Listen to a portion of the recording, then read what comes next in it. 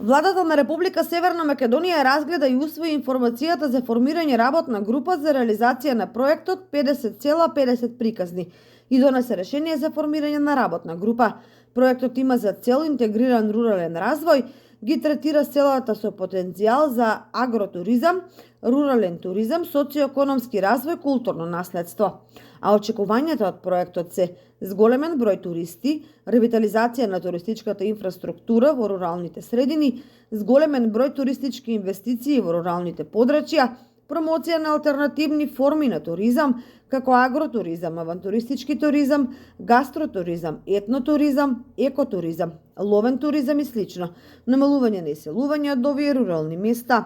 Проектот, како што објаснето од кај предлагачот, заменикот на претседателот на владата задолжен за економски прашања, координација на економски ресори и инвестиции, има три развојни компоненти: